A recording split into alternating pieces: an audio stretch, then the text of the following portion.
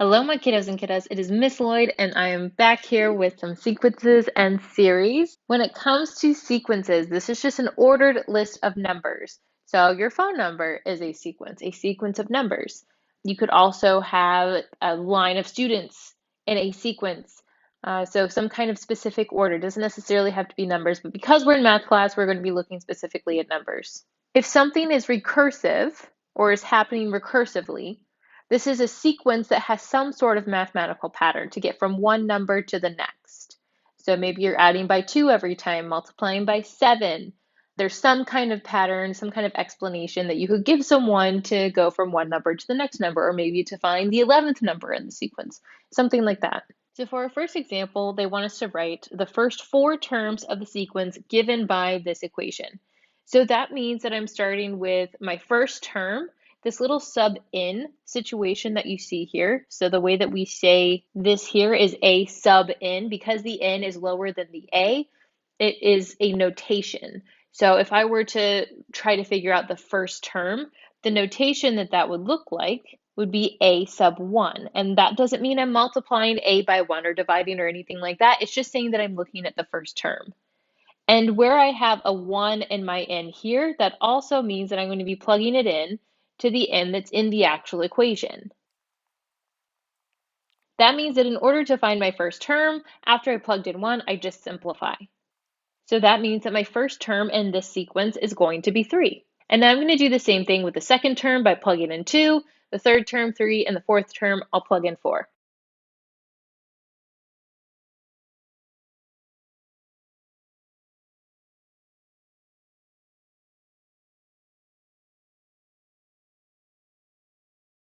So now we can see the first 4 terms in the sequence, 3, 5, 7, and 9. I do notice the pattern of adding by 2, so if I wanted to, I could continue this pattern, but we don't have to. They're only asking for those first 4, and so we're done. Next, they want us to write an expression for the following sequence. So we're kind of going backwards. Whereas before I was given the equation and I use the equation to find my sequence, I now have a sequence and I want to write an equation for it. So remember before I noticed that when I had 3, 5, and 7, that they were going up by 2. Whenever I look at the equation, I see that I have a 2 that's being multiplied by my term number. And so that kind of shows that increase of 2 every time. For this particular situation, I notice that if I go from 1 to 5, I could add by 4. I also add by 4 in order to get from 5 to 9 and from 9 to 13. So that means that if I'm looking at the first term to the second term, I've added 4 once.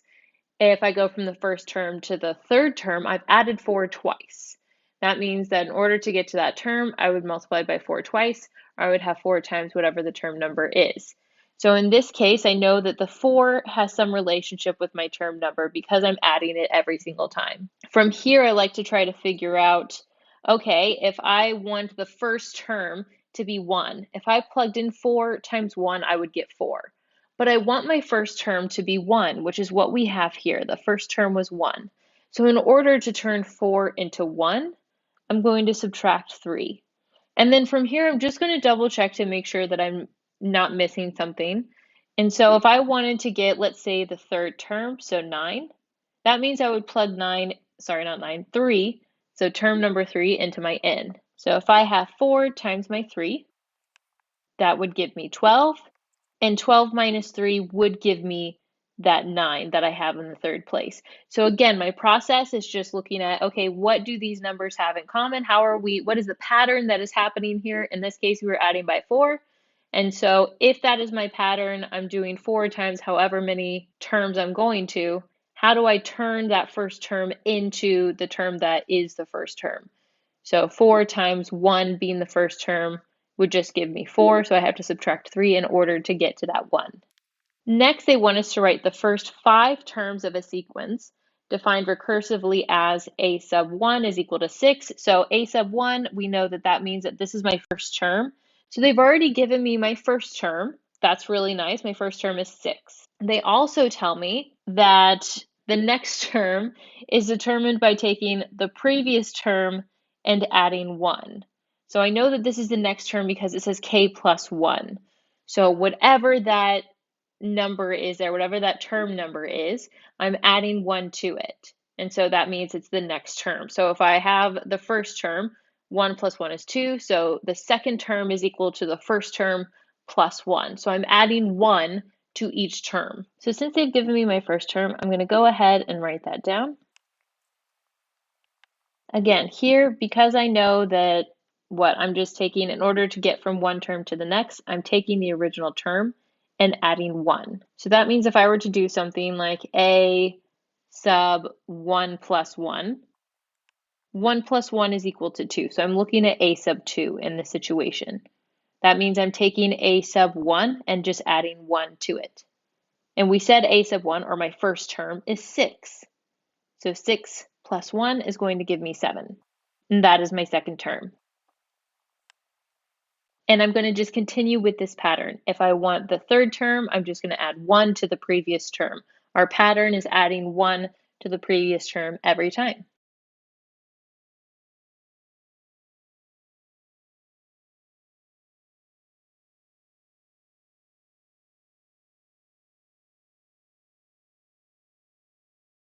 And there you have it. We have the first 5 terms of this sequence. So next bit, when it comes to factorial notation, something is a factorial when we have this little exclamation point that comes after it.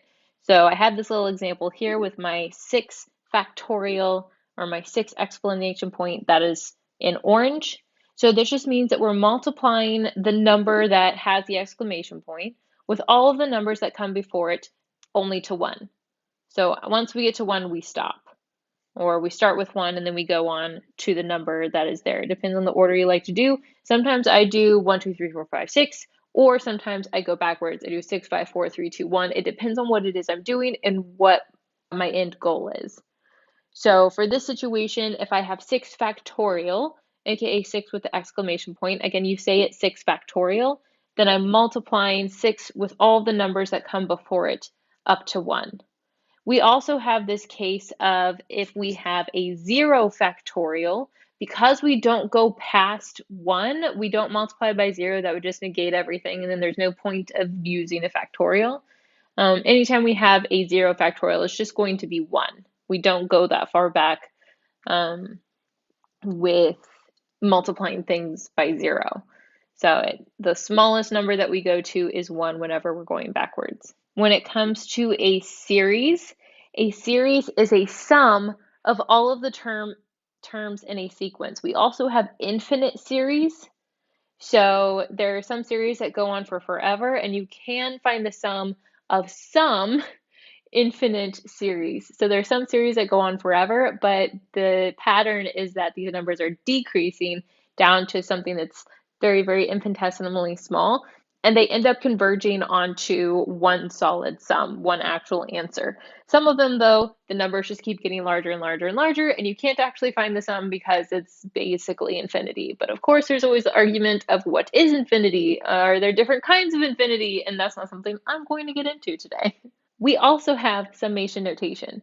And so this little vampire looking E thing is what the Greeks call sigma. It is one of my favorites, I think, because it looks like a vampire, and it denotes the adding of multiple terms. And so if I have something with my summation, my sigma, with some number on top, some letter on top in this case, but it's typically a number that's on top, and then an I is equal to something on the bottom, it's telling us what term number we're starting with. So basically what we are plugging into whatever the equation that is here. So we're finding that first term, and then we end with whatever the term on top is. So sometimes we don't always start with the first term. Sometimes we start with the 0 term or the initial term. If it's a sub-zero, the name is typically called an initial. Sometimes we also start with the third term and then go to the 8th term. It just depends on the situation. But the number that is below our sigma is the first term that we start with. The number on top is going to be the term that we end with.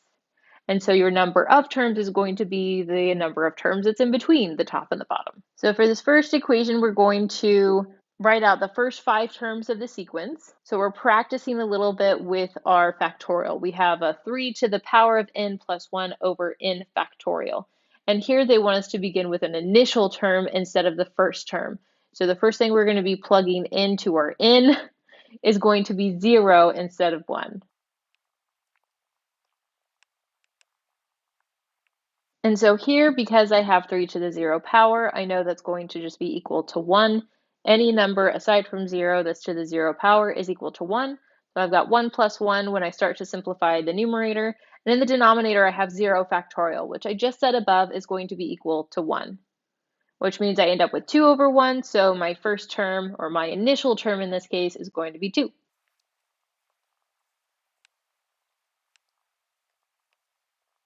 And so now I have 3 plus 1, which is going to give me 4. And 1 factorial is just 1 because there's nothing that comes after 1 that's not 0. So then I just end up with a 4 as my second term.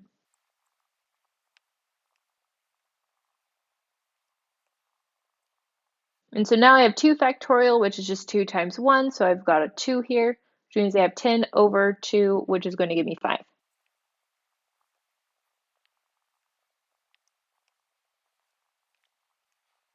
And so now I have 3 factorial, which is 3 times 2 times 1. 3 times 2 is going to give me 6. 6 times 1 is still just 6. So I have 28 over 6, which is going to reduce to 14 over 3.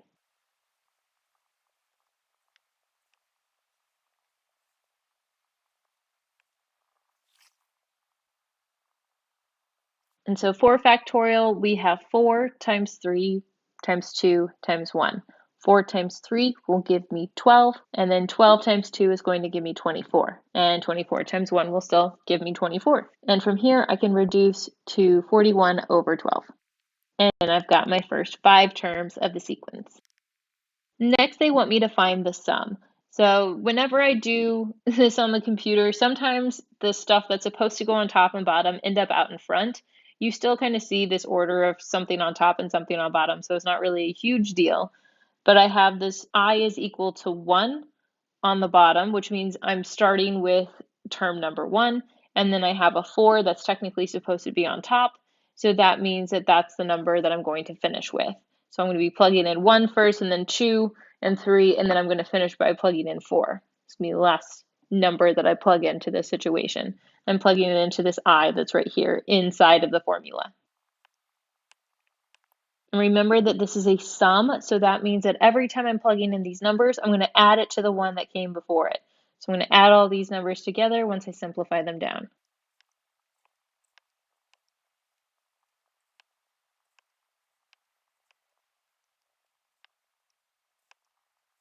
And now that I've plugged in the number 4, I know that I'm finished because that is the number that's on top, so I won't go any farther there. Now I'm adding the numbers that they simplified down to, so 5 plus 9 plus 13 plus 17, which will end up giving me 44. And that's all that I have for you today. I hope you found this helpful. If you did, please like and subscribe. And if you think this would help someone else, please feel free to share. Spread the love.